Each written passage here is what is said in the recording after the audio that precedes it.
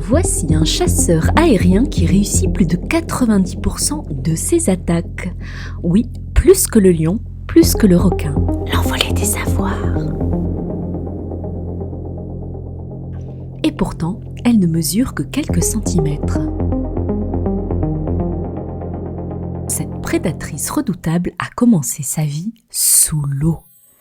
Avant de voler, la libellule est une larve aquatique, parfois pendant plusieurs années. Elle chasse déjà grâce à une mâchoire projetable, comme un bras invisible qui jaillit en une fraction de seconde.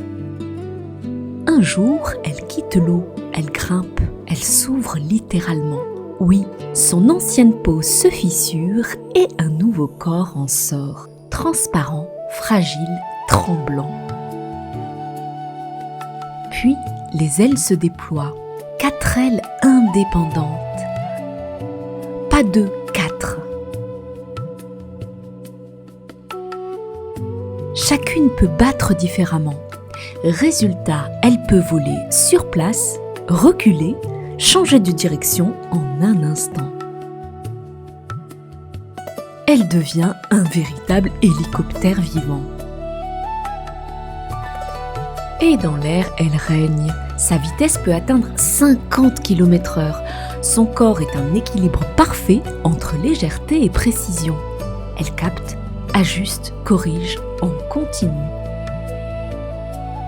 Et pourtant, elle ne vit que quelques semaines sous cette forme. Quelques semaines après des années cachées sous l'eau. Et si ses yeux ne regardaient pas dans le présent, mais quelques millisecondes dans le futur ? La libellule possède des systèmes visuels les plus impressionnants du monde animal. Ses 2 yeux composés, immenses, regroupent jusqu'à 30 000 petites facettes, lui offrant une vision presque panoramique à 360 degrés, capable de détecter le moindre mouvement avec une sensibilité exceptionnelle, y compris aux ultraviolets. Cet avantage est décisif pour la chasse.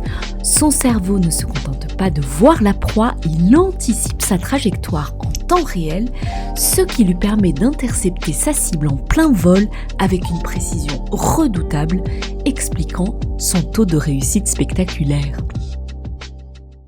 Et si les couleurs de la libellule n'étaient pas vraiment des couleurs ? La libellule ne se contente pas d'être bleue, verte ou dorée. Une grande partie de ces teintes vient de la structure même de ses ailes et de son corps, qui diffractent la lumière comme un prisme.